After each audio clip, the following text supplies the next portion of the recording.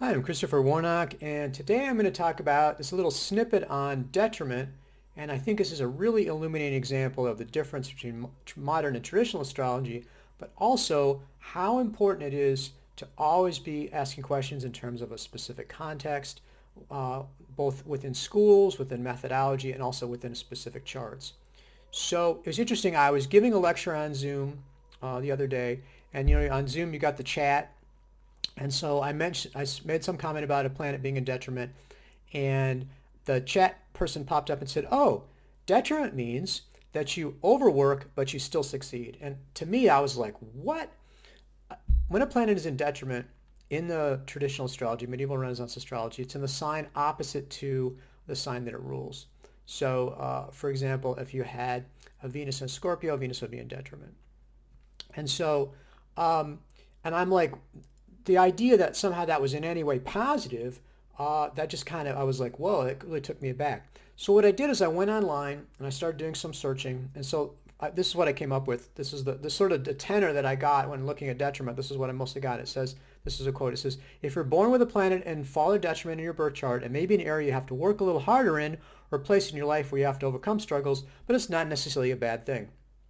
And I was like, wow, that's really classically modern astrological approach.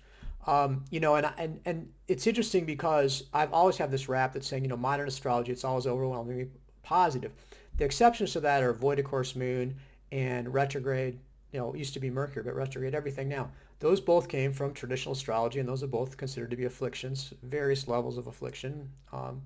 In traditional astrology. So I thought it was very interesting that detriment and fall, which are definitely considered to be negative in medieval Renaissance, that they've got this positive spin in modern astrology. And I just thought that was really fascinating, particularly since I wasn't aware of that. But again, it fits in with my overall, what I would expect of modern astrology. Now, what's really important to say at this point is that it's not wrong just because it's different from my approach or different from the medieval Renaissance approach. Okay, so basically, when you're talking about modern astrology, and this is true of 90% of the astrology that's done now, what it is it's coming from a psychological natal approach. Okay, so first of all, it's natal astrology almost entirely. If people are trying to do anything else with it, they're basically taking a natal approach using natal technique, and also they're taking a psychological approach. When we look at the chart, it gives us a map of the psyche. Okay, and I really accept that. I mean, when I do a natal reading, it's mostly medieval Renaissance, but I have a big chunk in there of a psychological natal reading. And so I do think that that's an accurate approach. I do think that the state of the planets in your natal chart maps your personality. And in fact, I love looking at it. I really love using that approach. So it's by no means wrong.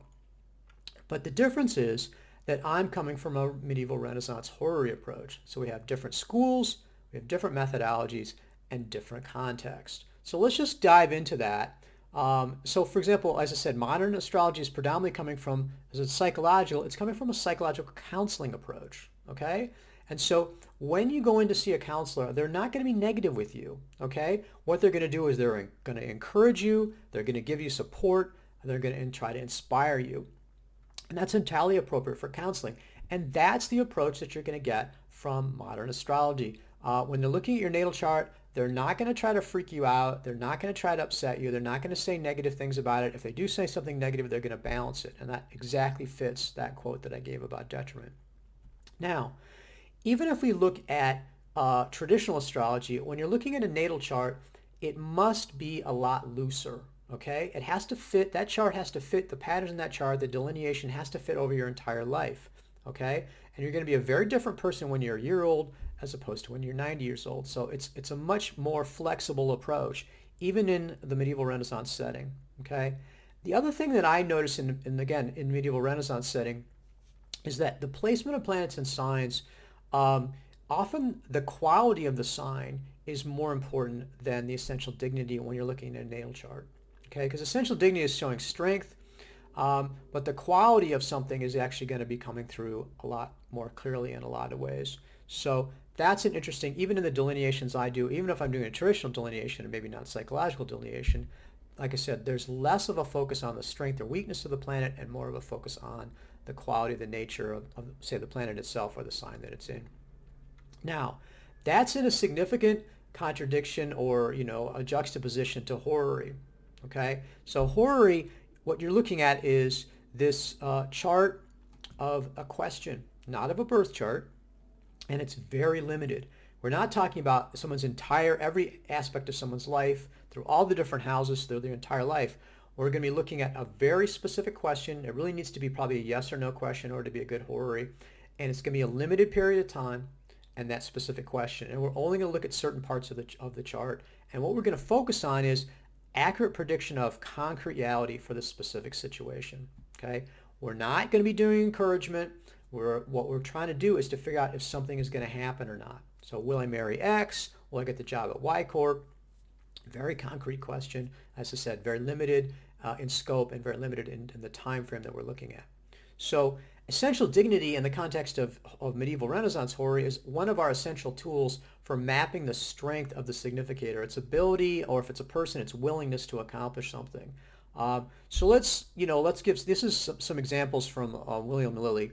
And what the essential dignity system allows us to do is go everywhere from really strong, all the intermediate levels, to being very, very afflicted. Now, afflicted can be weak, like unable to do anything, or it can actually be positively negative, like impeding you, actively. You know what I mean? As opposed to just being passively not doing anything, someone could actually be trying to mess you up as an affliction. In neither case, whether they're super weak or they're trying to mess you up, is that going to help you get anything done? Okay, that's a negative. It's a negative, negative essential dignity. A detriment or fall, it doesn't 100% answer the question because you have to look at a lot of other factors, but it's definitely going to be a negative. There's very few situations, and I can't even think of any offhand, where a detriment or planet detriment or falls a significator is going to be good for you, unless maybe your enemy, if your enemy's in detriment. But in that case, it may be messing you up. So again, it's just got a negative quality to it. And that's why for me to say, oh, well, it's really not so bad, it's actually good for you, is a really weird thing for me because I'm coming from a different perspective. Okay, so let's listen to some of the stuff that William Lilly in his Christian Astrology, horary astrologer, 17th century, he says, when a planet or significator is dignified by sign, it said it represents a man in such a condition that he's lord of his own house, estate, and fortune, or a man wanting very little of the goods of this world. It tells you that he is a man in a very happy state or condition. Okay, and so that corresponds, like I said, it's +5. This is better than +5 though, because it's giving you very specific nuances of that placement. So exaltation is next, +4. And then Lilly talks about triplicity. It says that shows a man modestly induced with goods and fortune, one prettily descended. In other words, he's got a reasonable amount of, inheritance in his family life. And the condition of his life at the present time is good, but not so good as exaltation or sign dignity. And then he flips on to the final one. He talks about is a term, which is +2, and then face, which is dignity by 1. He says a planet having little or no dignity, that's in face, is almost like a man ready to be turned out of doors, having much ado to maintain himself in credit and reputation. In genealogies, it represents a family at its last gasp, even as good as quite decayed, barely able to support itself. Okay? And so then you have peregrine, which is no dignity or debility. Peregrine actually means a stranger. I kind of analogize it to like you're at a party and don't even know anybody, or you have no friends there. You're not in terrible shape, but you're not have much ability to accomplish anything. And so then if we go to detriment, and this I switched to Guido Bonatti, who's a medieval astrologer, he says a planet whose significator is in detriment, it causes a hindrance to everything signified, trouble and grief about it. If the question is about a prison wherein the querent fears shall be put, it signifies he'll be cast into prison with disgrace and prejudice. If the question concerns one already in prison, it signifies confinement and more affliction than he believes. Okay? That is not positive. And there's no like, oh, well, if you work hard, you'll be okay kind of situation. That is, you're messed up. And that's what I'd have to say about getting sent to prison. It's not, it would be hard to be positive about that. Particularly if the question was, will I get sent to prison? The question comes back, yes. There you go. So like I said, in the horary context, the detriment is part of this essential dignity system where we're judging the strength and weakness of something and whether a specific situation will happen or not.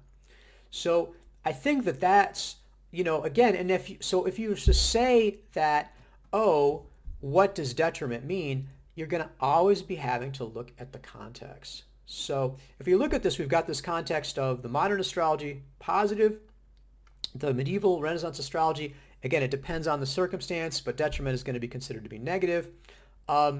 There's a third context, and which is detriment, which is like what we call a fear context, which is always present in any time of divination or magical or spiritual stuff. There seems to be a tremendous amount of fear floating around there about people. So you say detriment, that sounds bad. And no matter what the context is, you're going to have people freak out about it. That's a misuse of detriment, okay? Modern natal, a misuse of detriment, is this idea that even, like I say, a planet, say your financial significators are both, well, all of them are in detriment, all of them are afflicted, but all you have to do is work hard and then you can be a billionaire. Again, probably not true. I mean, this idea that if you work hard enough, or there's always a positive spin on things and everything can come out the way you want to, that is a misuse of the modern natal.